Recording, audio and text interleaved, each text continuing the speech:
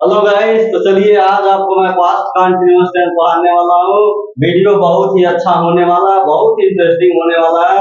इससे पहले वीडियो में आगे बढ़ने से पहले जो भी स्टूडेंट अभी तक मेरे चैनल को लाइक सब्सक्राइब नहीं किए हैं वो फटाफट से लाइक सब्सक्राइब और शेयर कर दें। तो देखिए पास्ट कंटिन्यूअस टेंस आखिर होता क्या है, पास्ट कंटिन्यूअस को आप कैसे समझ पाएंगे, कैसे पहचान पाएंगे, उसके लिए मैं इसका आइडेंटिटी पहचान लिख दिया हूँ। जब किसी हिंदी वाक्यों के अंत में क्या होता है, रहा था, रही थी, रहे थे आता है। देखिए यहाँ पर लिखा गया है, जब किसी हिंदी वाक्यों के अंत में रहा था, रही थी, रहे थे आता है तो उसको हम पास्ट कंटिन्यूअस टेंस कहते हैं। विद्यार्थियों, पास्ट कंटिन्यूअस का दो नाम और है, आप इसे भी जान लीजिए। पास्ट का सेकेंड हम नाम क्या जानते हैं, पास्ट का सेकेंड नाम जो है वो है आपका पास्ट प्रोग्रेसिव टेंस के नाम से जाना जाता है।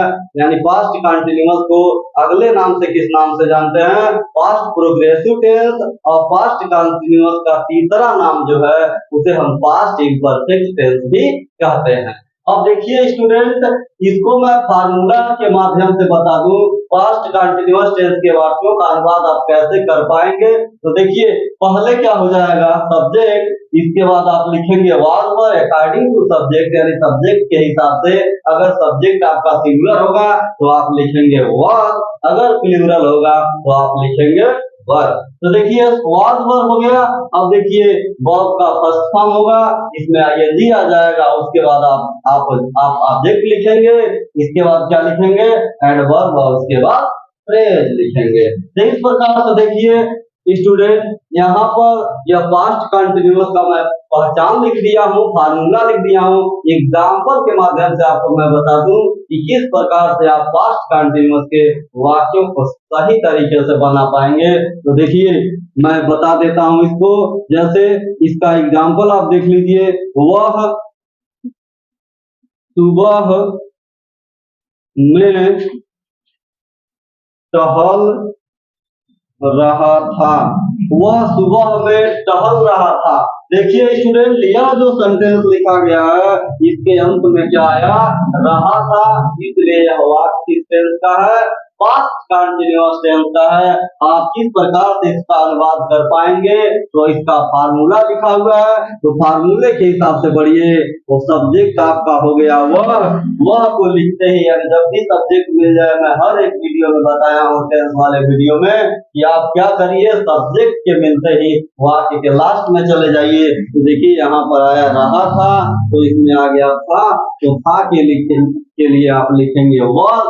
इसके बाद आप निरंतर आगे बढ़ते जाइए, आप इधर उल्टा आगे बढ़ेंगे तो क्या मिला, टहल रहा, तो टहलना का मीनिंग स्टूडेंट होता है वॉक, इसमें रहा रही के लिए आप जोड़ देंगे आईएनजी, तो क्या हो गया, he was walking, he was walking. इधर आप चलेंगे तो क्या मिला आपको, मिला में के लिए लिखेंगे इन, बचा क्या सुबह, तो सुबह या दोपहर शाम सबसे पहले होता है तो, इसके बाद आप लिख पाएंगे क्या, मॉर्निंग।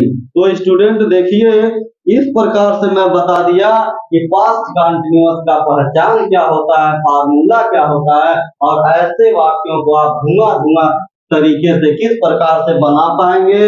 तो देखिए वह सुबह में टहल रहा था, he was walking in the morning। तो देखिए प्यारे विद्यार्थियों, यह जो सेंटेंस है पास्ट कंटिन्यूअस टेंस का है, आप इसको बहुत ही आसानी से बना पाएंगे। और भी एग्जाम्पल के माध्यम से मैं आपको बता दूं, तो आगे बढ़ने से पहले आप अगर इसका स्क्रीनशॉट लेना चाहते हो तो ले लीजिए। देखिए अब मैं इसको अगले एग्जाम्पल के माध्यम से और भी ज्यादा स्पष्ट और भी ज्यादा क्लियर कर दूं, इसको मैं मिटा देता हूं। तो देखिए अगले एग्जाम्पल्स को देख लीजिए, इससे आपका जो भी कंफ्यूजन होगा, जो भी डिफिकल्टी होगी, वो सब क्या हो जाएगी, समाप्त हो जाएगी। और भी सेंटेंस के माध्यम से इसको मैं सरल करने का प्रयास करता हूं। जैसे देखिए वे वे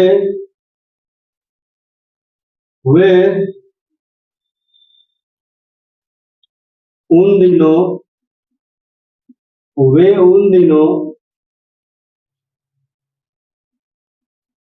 पतंग उड़ा रहे थे, वे उन दिनों पतंग उड़ा रहे थे। तो देखिए स्टूडेंट, यहाँ पर आपका जो सब्जेक्ट है वह क्या है, वे है, तो वे के लिए आप लिखेंगे दे, चले जाइए आप लास्ट में, तो जब भी थे आएगा तो आप क्या लिखेंगे वर। कभी कभी थे के लिए आप वाज लिखते हैं, क्योंकि वह किसी भी मतलब नंबर को दिखाने के लिए नहीं आता है, वो रिस्पेक्ट शो करने के लिए आ जाता है। जैसे अगर हम कहें गांधी जी एक नेता थे, तो वहां पर थे के लिए आप वाज लिखेंगे, वर का प्रयोग नहीं करेंगे।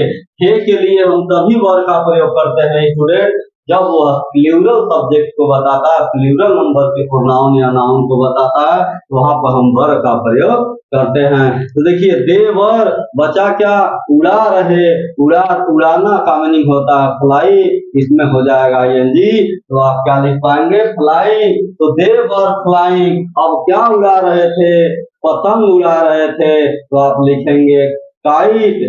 दे वर फ्लाइंग काइट, कब उड़ा रहे थे, उन दिनों, तो उन दिनों का मीनिंग होता है स्टूडेंट दोज डेज।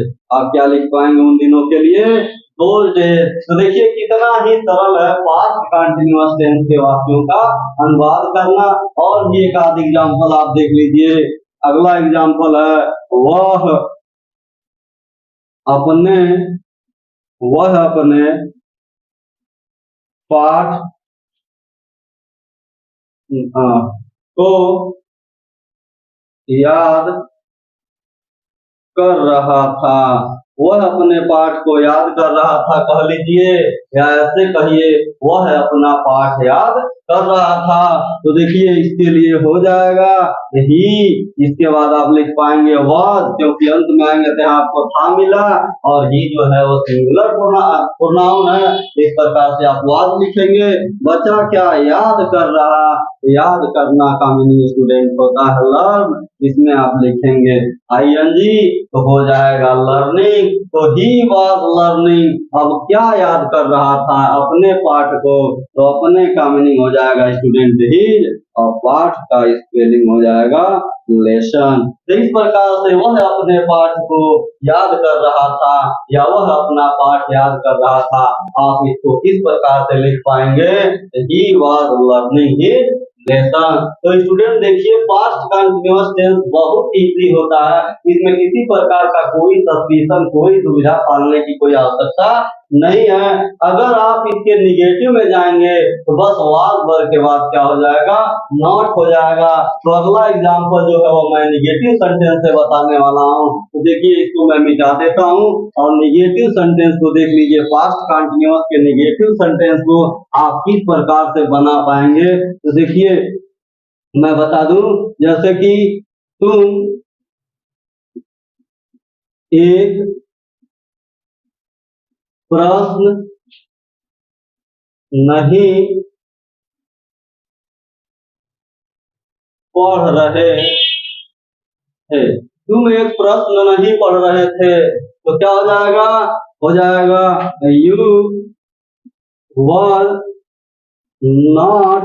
देखिए वाज वर के बाद आप क्या लगा पाएंगे, नॉट और नेवर का प्रयोग कर पाएंगे। तो यू वर नॉट, क्या नहीं पढ़ रहे थे, एक प्रश्न नहीं पढ़ रहे थे। यू वर नॉट, पढ़ना का हो जाएगा स्टूडेंट रीड, इसमें हो जाएगा ing, तो हो जाएगा reading. You were not reading, क्या नहीं पढ़ रहे थे, एक प्रश्न, तो हो जाएगा अ क्वेश्चन। इस प्रकार से विद्यार्थियों देखिए मैं ये निगेटिव सेंटेंस में बता दिया।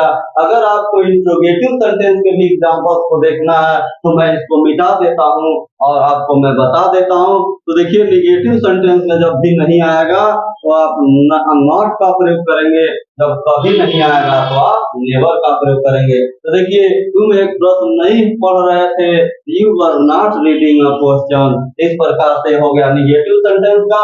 इसको मिटा के मैं इंट्रोगेटिव सेंटेंस के लिए एग्जांपल्स को बता दूं, जिससे आपका कंफ्यूजन हमेशा हमेशा के लिए समाप्त हो जाएगा।